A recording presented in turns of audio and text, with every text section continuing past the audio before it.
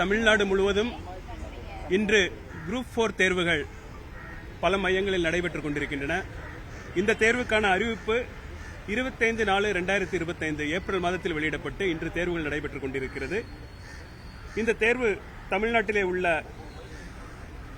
4922 மையங்களில் நடைபெற்றுக் கொண்டிருக்கிறது. சென்னையில் மட்டும் 311 மையங்களில் நடைபெற்றுக் கொண்டிருக்கிறது. இந்த தேர்வு எழுதுவதற்கு 13,89,738 மாணவர்கள் அனுமதிக்கப்பட்டுள்ளார்கள். இதில் சென்னையில் மட்டும் 94,848 பேர் இந்த தேர்வினை எழுதுவதற்காக அனுமதிக்கப்பட்டிருக்கிறார்கள்.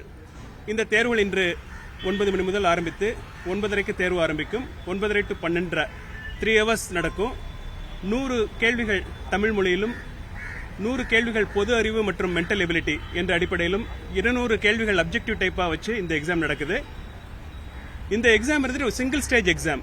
இப்போ நீங்க லாஸ்ட் டைம் குரூப் 1 பார்த்தப்போ அது 3 கட்டமா நடந்தது. பிரிலிமினரி, மெயின், அப்புறம் இன்டர்வியூ. வேற இது இருந்துட்டு ஸ்ட்ரைட்டாவே இந்த பரீட்சையை மாணவர்கள் நல்லா எழுதினாங்கன்னா அவர்களுக்கு வேலை வாய்ப்பு இந்த மதிப்பெண் அடிப்படையிலே கிடைச்சிரும். அதனால இது ஒரு முக்கியத்துவம் வாய்ந்த தேர்வாக இருக்கிறது. ரெண்டாவது, இந்த தேர்வுக்கு தான் வேகன்சி ரொம்ப அதிகம். இந்த தேர்வுக்கு இப்போ இந்த ஆண்டு 3935 வேகன்சிஸ். ரெண்டாவது, இதுக்கான குவாலிஃபிகேஷன் 10ஆம் வகுப்பு தேர்ச்சி தான். அதனால இதை நிறைய மாணவர்கள் எழுதுறாங்க. நான் முதல்ல சொன்ன மாதிரி 13,89,000 பேர் இந்த தேர்வுக்கு அனுமதிக்கப்பட்டிருக்கிறார்கள். இதுல பல முக்கியமான பணிகள் தொகுத்து உள்ளன. இதுல மொத்தம் 25 போஸ்ட் இருக்குது இந்த எக்ஸாம்ல. அதனாலதான் கம்பைன்டு குரூப் 4 எக்ஸாமினேஷன் என்று நாம் சொல்கிறோம்.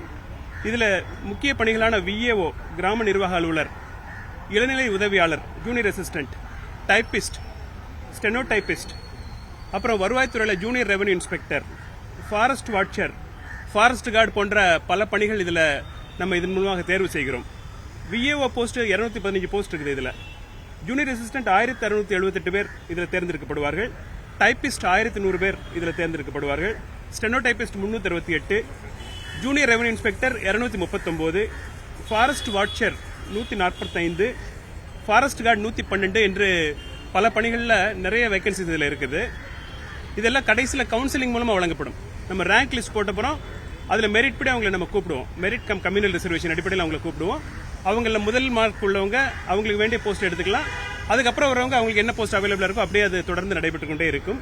இதற்கான முடிவுகள் ஒரு 3 மாதத்தில் வெளியிடப்படும் என்று நாங்கள் கருதுகிறோம். சென்ற ஆண்டு பாத்தீங்கன்னா ஒரு 4-4.5 மாதம் ஆச்சு.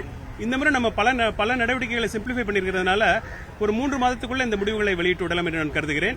குரூப் 1 பொறுத்த வரைக்கும் 2 மாசத்துல வெளியிடுவோம் நாங்க சொன்னோம். ஏன்னா அது எழுதினவங்க 2 லட்சம் பேர்.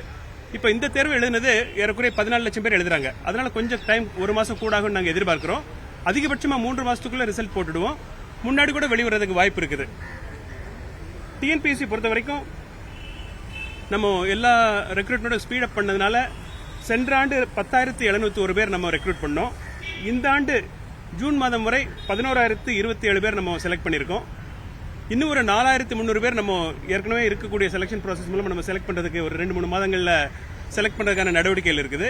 மொத்தமா இப்போ நம்ம இப்ப அறிவிச்சிருக்கிற அறிவிப்புகள் மற்றும் இனிமே வரக்கூடிய அறிவிப்புகள், இந்த ஆண்டுல வரக்கூடிய அறிவிப்புகள் சேர்த்தீங்கன்னா இன்னும் ஒரு டோட்டலா ஒரு 10,000 பீப்புள் நம்ம செலக்ட் பண்ணக்கூடிய வாய்ப்பு இருக்குது என்று நான் கருதுகிறேன்.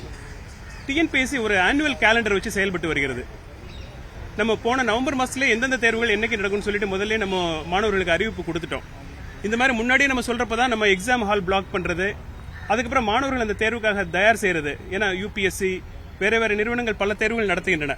அதுக்கெல்லாம் ஒண்ணுக்கு கிளாஷ் ஆகாத மாதிரி நம்ம திட்டம் போட்டு நம்ம ஏற்கனவே பட்டியல் போட்டதுனால நம்ம 7 தேர்வுகள் அறிவிச்சு இப்போ அதுல 5க்கு ஏற்கனவே நம்ம அறிவிப்பு வெளியிட்டு தேர்வு நடந்துட்டு இருக்குது.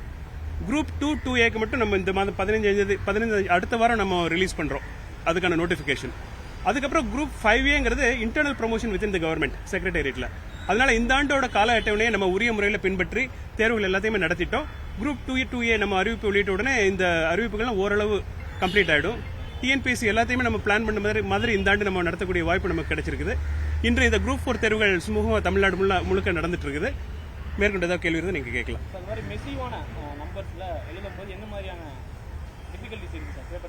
நம்ம 3 மாசத்துல ரிசல்ட் கொடுப்போம்னு சொல்லியிருக்கோம். ஆனா ஒரு 3965 காலி பண்ணிட்டாங்க. 14 லட்சம் பேர் இருக்கிறப்ப பேப்பர் கரெக்ஷனுக்காக ஏதாவது டெக்னாலஜி இம்ப்ளிமெண்ட். இந்த பேப்பர் கரெக்ஷன் இது OMR எக்ஸாமினேஷன். இது டிஸ்கிரிப்டிவ் பேப்பர் கிடையாது, எழுத்து தேர்வு கிடையாது. இதுல இருந்து ஷேடிங் தான் மாணவர்கள் பண்றாங்க. நாங்க இதுக்காக ஒரு எவாலுவேஷன் லேப் வச்சிருக்கோம். அது முதல்ல 3 இருந்ததை இப்ப நம்ம 6 இன்க்ரீஸ் பண்ணிருக்கோம். அந்த 6 இருக்கிறதுனால நம்ம ஏற்கனவே 1 லட்சம் பேப்பர் ஒரு நாளைக்கு கரெக்ட் பண்ணலாம். அதனால ரொம்ப ஸ்பீடாக நம்ம கரெக்ட் பண்ணிட்டு இது கம்ப்யூட்டர் தான் திருத்த போகுது. நம்ம இதுக்கு என்ன பண்ணுவோம்னா வழக்கமாக இந்த ஆன்சர்ஸ் ஒன்று நம்ம இந்த கேள்விகள் அப்ஜெக்டிவ் டைம்ங்கிறப்போ இதில் ஆன்சரில் ஒரு சில மாறுபட்ட கருத்துக்கள் இருக்கும். அதனால நம்ம டென்டேட்டிவ் கீ என்று சொல்லி ஒரு 15 நாட்களுக்குள்ள நம்ம அதை வெளியிடுவோம். அதுக்கப்புறம் மாணவர்கள் அதில் அப்ஜெக்ஷன் ஏதாவது இருந்தால் அதை கம்ப்யூட்டரில் ரெஜிஸ்டர் பண்ணலாம். அது நாங்கள் என்ன பண்ணுவோம்னா எக்ஸ்பர்ட் பேனல் ப்ரொஃபசர்ஸ் எல்லாம் வர சொல்லி எது சரியான ஆன்சர்னு சொல்லிட்டு நாங்கள் ஃபைனலைஸ் பண்ணிட்டு அதுக்கப்புறம் திருத்தணும். ஸோ இதுக்காக ஒரு 20 நாள் நமக்கு போயிடும் முதல்ல. அதுக்கப்புறம் திருத்துறதுக்கு ஒரு 1 மாதம்.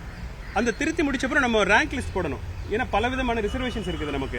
அந்த ரிசர்வேஷன் அடிப்படையில் நம்ம ரேங்க் லிஸ்ட் போட்டு தான் நம்ம கவுன்சிலிங்க்கு கூப்பிட முடியும். இந்த நடைமுறைக்காக நம்ம 3 மாதம் சொல்றோம். பேப்பர் திருத்துறதுன்னு பார்த்தீங்கன்னா ஒரு 1 மாசத்துக்குள்ள நம்ம திருத்தி முடிச்சிடலாம். பட் இறுதி ரிசல்ட் போடுறப்போ நமக்கு ஒரு 2 அல்லது 3 மாசம் ஆயிடும். கவுன்சிலிங் நடத்தி போஸ்டிங் கொடுக்குறப்போ ஒரு 3 மாசம் ஆயிடும். சிம்பிளிஃபைடு OMR இன்ட்ரோ பண்ணிருந்தோம் லாஸ்ட் எக்ஸாம்ல. அது யூஸ்ஃபுல்லா இருக்கா சார்? மாத்தினதுக்கு அப்புறம் பேப்பரை கரெக்ஷன் பண்றதுல யூஸ்ஃபுல்லா இருக்கு. சிம்பிளிஃபைடு OMR மெயினாக நம்ம கொண்டு வந்ததுக்கு காரணம் என்னன்னா நம்ம நிறைய நெகட்டிவ் மார்க்கிங் வந்துருது மாணவர்களுக்கு. நம்ம கொஸ்டின்ஸுக்கு நெகட்டிவ் மார்க்கிங் கிடையாது.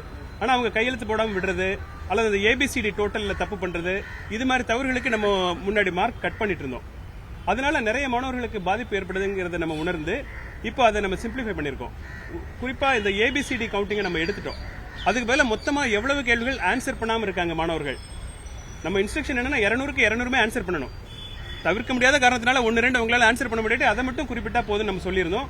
இதனால இப்போ குரூப் 1 பேப்பர் திருத்துறப்ப பார்த்தோம்னா எரர்ஸ் ரொம்ப கம்மியா இருக்கு. அதனால திருத்துற ஸ்பீடு எங்களுக்கு ஜாஸ்தியா இருக்கு. ஏன்னா ஏதாவது ஒரு தவறு இருக்குன்னா அதை நம்ம மேனுவலா அதை கரெக்டான வெரிஃபை பண்ணிட்டு தான் நம்ம மார்க் கட் பண்ண முடியும். இப்போ அதற்கான தேவை இல்லாம கம்ப்யூட்டர்ல எல்லாமே திருத்தப்பட்டு கொண்டிருக்கிறது. சார் ஆக்சுவலா வந்து இப்போ எவ்வளவு பணியிடங்கள் காலியா இருக்கு? ஏன்னா இந்த 3900 ரொம்ப குறைவான எண்ணிக்கையில் தான் இருக்கு. நம்ம எப்படி எதன் அடிப்படையில் அந்த தேர்வை வந்து முடிவு பண்ணுவோம்? அதான் கடந்த ஆண்டு ஏறக்குறைய 9497 வேகன்சிஸ் இருந்தது இந்த குரூப் 4 பொறுத்த வரைக்கும். அதுக்கு மெயின் காரணம் என்னன்னா முன்னாடிலாம் வருஷம் இந்த தேர்வு நடத்தப்படல. இந்த தேர்வு 2 ஆண்டுகளுக்கு ஒரு முறை தான் நடத்தப்பட்டு வந்தது. ஸோ அந்த போன ஆண்டு பார்த்தீங்கன்னா அது 23, 24, 25 2 வருஷத்துக்கான வேகன்சி. இப்போ ஓராண்டு மட்டும் கணக்கெடுத்தா இந்த வேகன்சி ஏறக்குறைய அதற்கு தகுந்தபடி தான் வருது. ரெண்டாவது என்னன்னா நம்ம ரிசல்ட் வர வரைக்கும் நம்ம வேகன்சிஸ் ஆட் பண்ணிட்டே போவோம். நம்ம எல்லா துறையிலிருந்து மொத்த வேகன்சி ரெக்யர்மெண்ட் நமக்கு ஒரே நாளில் வராது. அதனால வரக்கூடிய உத்தேச வேகன்சி வச்சு நம்ம எப்பவுமே ஒரு அறிவிப்பு வெளியிட்டு தேர்வு நடத்திடுவோம். அந்த தேர்வு நடைமுறை முடிகிறதுக்கு இன்னும் ஒரு 3 மாசம் இருக்கிறதுனால நாங்கள் பல துறைகளையும் கேட்டுட்டு தான் இருக்கோம். கூடுதல் வேகன்சி வந்துச்சுன்னா அதை இந்த ரெக்ரூட்மெண்ட்ல நம்ம சேர்த்துக்குவோம்.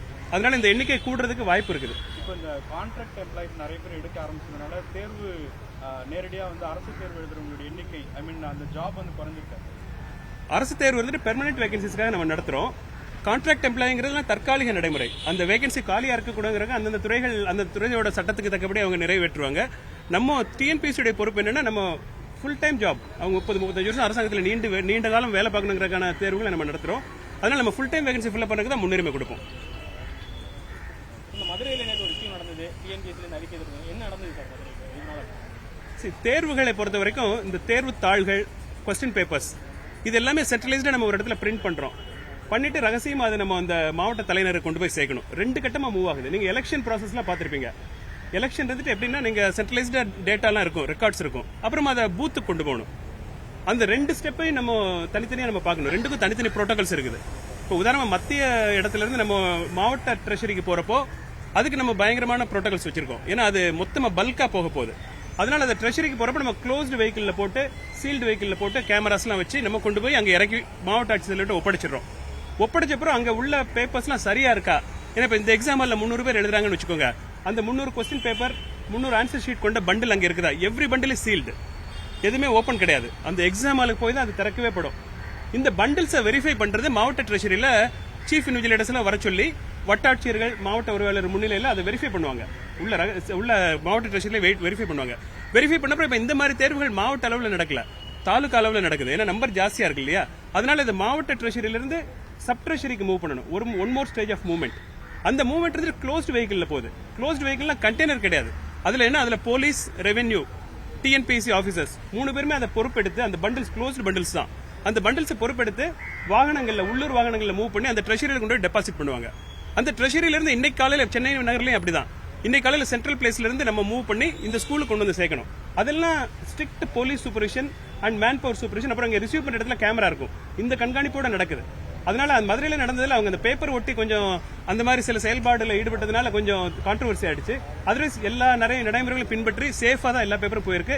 எங்கேயும் எந்த பிரச்சனையும் இல்லை. குரூப் 1 குரூப் 2 ரிசல்ட் எதுவும் டெட்லைன்?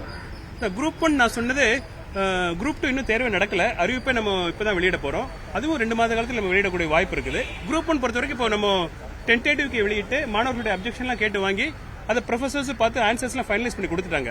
ஸோ ஸ்கேனிங் முடிஞ்சிருச்சு. இப்போ திருத்துறது வர வாரத்தில் ஆரம்பிச்சிருவோம். ஒரு மாத காலத்துக்குள்ள நம்ம திருத்தி முடிச்சிருவோம். அதை நம்ம ஷெட்யூலில் சொன்ன மாதிரி 2 மாசத்துக்குள்ள நம்ம தேர்வு நடந்ததுலேருந்து 2 மாசத்துக்குள்ள நம்ம ரிசல்ட் வெளியிட்டு மெயின் எக்ஸாமுக்கும் கால் ஃபார் பண்ணிடுவோம். இன்னொரு 3 வாரம் முடிஞ்சிருச்சு, இன்னொரு 1.5 மாசத்துல வந்துடும். குறிப்பிட்ட மாதிரி 2 மாசம், மொத்தமாக 2 மாசத்துக்குள்ள வந்துடும். இன்னொரு 1 மாசத்துக்குள்ள ரிசல்ட் வந்துடும். கேள்விகளை பொறுத்த வரைக்கும் நமக்கு டெக்னிக்கல் எக்ஸ்பர்ட்ஸ் தான் அதை எடுக்கிறாங்க. கேள்விகள் ரகசியமா ப்ரிப்பேர் பண்றாங்க. கேள்விகளை யாரும் பார்க்க முடியாது.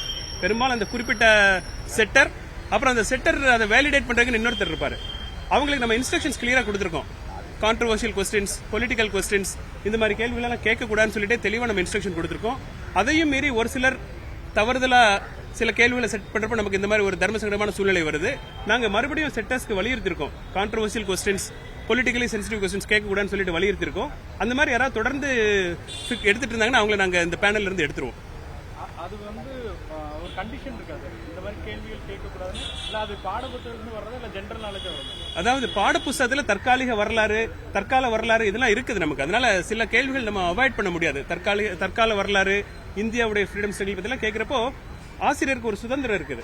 ஆனால் அந்த கேள்விகள் இருந்துட்டு பொலிட்டிக்கலி சென்சிட்டிவா அல்லது கம்யூனலி சென்சிட்டிவாங்கிறதெல்லாம் செட் பண்றவங்க மனசுல வச்சுட்டு எடுக்கணும்னு சொல்லிட்டு நாங்கள் வலியுறுத்திருக்கோம். அதை திரும்பவும் வலியுறுத்துவோம். நாங்கள் நீங்க ஃபைனல் வெரிஃபிகேஷன் ஏதாவது டீம் இருக்குமா இது அலோவ் பண்ணலான்ற மாதிரி? அது எல்லாமே these are all confidential process. So அதனால அது it's all done by professors, mostly by professors. அவங்க கண்ட்ரோலில் தான் இருக்கு. உங்களுக்கு கூட அதை பார்க்க முடியாது, யாரும் நாங்களே பார்க்க முடியாது.